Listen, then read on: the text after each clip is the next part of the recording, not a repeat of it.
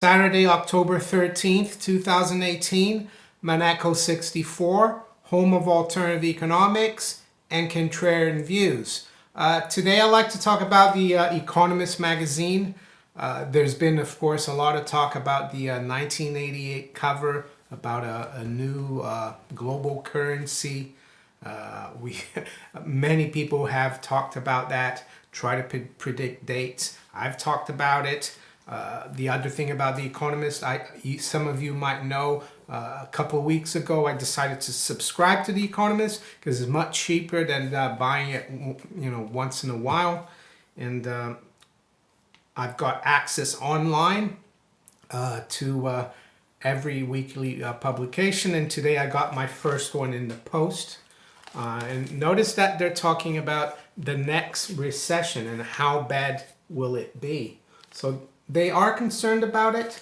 I also got a nice free present from them, like a notebook, really nice notebook, where you can just, blank pages, you can make notes. So it's really nice. So are they talking about another global currency, the demise of the dollar? No, there's nothing about that 1988 cover. Was that just a prediction they made? They thought that might work. Is it planned because the Rothschilds are involved in this magazine? I don't know, but I think it's good to read what these people are thinking. The Economist, probably read by all the top, by the 1%, hedge fund managers, people on Wall Street, City of London, businessmen all over the world. That's the magazine they read, The Economist. I remember one of my dad's friend back in Switzerland, he was, in business, and he said, oh, you should read The Economist. And I tried, it's a bit boring, I have to say. You have to just pick the topic that you want to read about. And before I go into what they're talking about, I want to say that I think it's more important than ever, and you will see when I talk about what they're saying, it's more important than ever to protect your savings, be they in the stock market, be they in cash in the bank, whatever they may be. I think it's imperative, at least for me it is, to have some precious metals like gold and silver to protect against debasement of the currency. And you will see when I talk about what they're talking about, why that is so. I continue to buy physical gold and silver and also some cryptocurrency when I can. A lot of you always ask me, some of you ask me, not always, but some of you ask me where should I buy gold or silver. And I've got promo code Monaco64 now at goldinvestments.co.uk. So if you're interested, you get 0.5% discount. And Glint card, I still haven't started pitching for the Glint Pay card. That will start from November when the US card launches. But that's another good way to have gold. I prefer physical gold. I do have a Glint card, and I do have some gold, digital gold. They store it in Switzerland. It's insured, and you'll be able from November as well in the US to take delivery. And I think it could be the future of physical gold. Some of you have asked me about Kinesis, which is another digital gold project. I'm not too sure about that one because they say they're going to pay interest. And to me, that means they're going to lend that gold, because that's the only way you can get interest on it, is to lend it. I personally prefer the Glint concept, where you just store the gold like money, and you don't lend it, you don't get interest. If you want to get interest, you buy some bonds. That's my view. You could have a different view. So yeah. Check the promo code. I'd like to thank again for all the people who have contributed to my channel through donations, through purchases of merchandise in the Monaco 64 store. We have End the Fed t-shirt, Billy mugs, all kinds of things, and everything's in the description below, of course. So now to the Economist magazine for this week. It came out yesterday, Friday, and yeah, there's no talk about the 88 cover. You know, this is the main story, the next recession, how bad it will be. And I can tell you they've also got a special report on the whole economy. Not only do they talk briefly about the world economy in the next recession, but they've got a whole special report section about you know, the world economy, which I found quite interesting. That they are, you know, fairly concerned about what's going on. Let's go and look at some of the things that the Economist is saying. And I went into the, I got this today, but I had access to the online magazine yesterday. So I started reading before I got the magazine. And I did some screenshots of the most important points I think they're making. And one thing I have to say about the Economist magazine, they are concerned about the system. They are concerned about a next recession. They don't think it will be like '08, the crisis. It will be more like '01, they say, or 2000. But they say that if the right things are not done, it could get quite serious. So but one thing that they don't think outside the box, of course, like Monaco 64. They don't ask the question, you know, do we really need central banks? Do we need you know, to get rid of the fiat money system, which is unsustainable? And they don't. They're still in the old paradigm, I can tell you that.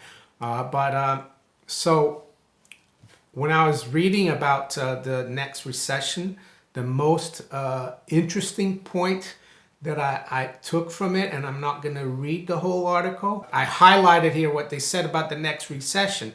And to me, this is the most important part. It says, policymakers have other options, of course. Central banks could use the now familiar policy of quantitative easing, QE, the purchase of securities with newly created central bank reserves. Notice how they euphemistically say the purchase of securities with newly created central bank reserves. It makes it sound that it's very like proper and, you know, like academic, but it's basically printing money to buy stuff, right? Anyway, and they go on to say the efficacy of QE is debated, but if that does not work, they could try more radical, untested approaches, such as giving money directly to individuals. Governments can boost spending too. Even countries with large debt burdens can benefit from fiscal stimulus during recessions. So what does that mean, giving money directly to individuals? Well, that's the helicopter money Ben Bernanke talked about in 2002. That's QE for the public. So, you know, that's you getting a $1,000 or $2,000 check from the US Treasury, or someone getting a £2,000 check from the UK Treasury. No strings attached. Spend it.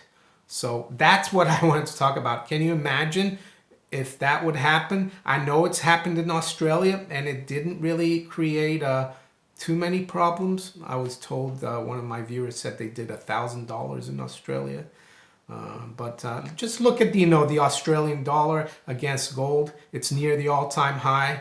So what I'm trying to say, this is desperation in my opinion, because will it really improve the health of the economy? Will it make the economy more productive? Will people have become more productive as well in terms of productivity? Will people have better jobs? No, I think it will have the complete opposite effect. It will not incentivize people to go to work or work as hard if you're getting free, money from the government. And it's probably going to have, It's going to make it even harder for big corporations, big employers to get people to work for them, because people won't need to work as hard, right? Because they're getting money for nothing. And who's going to refuse? If they say, Mario, you're going to get 2,000 pounds as well every 6 months, am I going to say no? Of course not. No, it's human nature to accept something like that. What would I do with it? I was talking to my wife about it. We'd probably save it, buy some gold and silver. They probably wouldn't like that. And that's probably why they also want a cashless society, so you keep that money within the system. But one way to get out of it as well, of course, is to go into physical, precious metals and get out of the system, or cryptocurrencies. So in my opinion, the fact that The Economist is talking about that is quite significant. The other point they make in their articles about the economic report, which is like a special report, is that the central banks and governments should try to change the rules now before things get worse, because the rules right now are have been changed after 2008 to make sure that central bankers and politicians don't abuse the system again and rip off the public. So basically they're saying, well, you guys should go do it now when there's nothing going on. So when it happens, you can just do things that you'll probably not be able to change when there's a crisis. And by that they mean increasing, the inflation target, or their CPI target, from 2% to maybe 4%. So they're talking about this, The Economist. Nothing about a new currency. Does that mean I don't believe in that Economist cover? No, I don't. It doesn't mean that, but that's all I'm just telling you what I see from them in 2018, 30 years later. The other point that they make that is really interesting, and I've debated that in quite a few of my videos, is whether emerging market crises like in Turkey or Brazil or South Africa could have an impact on the overall economy. And I think it could, because they talk about, in one of their reports, special reports, about spotting the black swans. And one of them, and the title of the report is "The Next Crisis Could Start a Long Way from New York." And this is one of the interesting points that I got from them about the size of the emerging market economies. And I was very surprised. And I would say we shouldn't call them emerging market economies anymore, because they're much bigger than the supposedly developed economies. So I'll read here the highlighted part from this section. It says, in the past, rich countries could shrug off the sort of adjustments in emerging markets that appear to be looming. But times have changed. China's last real economic dip occurred during the financial crisis, when the entire world was reeling. The last serious growth hiccup before that was the Tiananmen Square unrest in 1989. At the time, Chinese GDP was about 4% of the global total. Now it's 19%, measured by purchasing power parity, or PPP. Over the same period, and this is the really interesting part, over the same period, emerging markets' share of world GDP has risen from 36% to 59% at PPP. Those markets could cause a downturn in the global economy all by themselves. So there you go. Thanks for The Economist. I know we do have a go about The Economist, but sometimes you need to read what the enemy, so to speak, is saying. We need to know their game. But and we can get some really good information from them as well. So this basically means that, yes, the crisis in the emerging markets could result in a lot worse consequences than they did 20 years ago. So that was one of the most interesting things as well that I saw from these special reports in The Economist. What about in this black swan as well, I saw another interesting, how can I say, section where they're talking about possible American black swan events, and they talk about something that I probably heard about it, but I hadn't really realized how big it's gotten. And so I'll read it. I've highlighted here. It says, America has its own vulnerabilities. The ratio of non-financial corporate debt to GDP has reached an all-time high of more than 73%. A worryingly large share of recent borrowing has come in the form of leveraged loans, an alternative to bonds. So I hadn't heard about this new instrument. The business is reminiscent of the mortgage-backed securities market, which featured prominently in the global financial crisis. Investor demand for such securities has rocketed in recent years because payouts vary with interest rates, which have been rising. The size of the market has doubled since 2010 to more than $1 trillion and is now nearly as large as the market for high-yield bonds. Expansion in lending has come at the expense of credit standards. The share of new leveraged loans considered to have weak protections against default is growing. In the first quarter of 2018, it exceeded 80%. So I thought that was really interesting. So The Economist thinks it could be the emerging markets, the black swan, or even something like leveraged loans. And they think central banks should definitely think about QE for the public. Am I saying that they shouldn't, and the public should suffer? No. And, they've done it for the bankers that have gotten free money.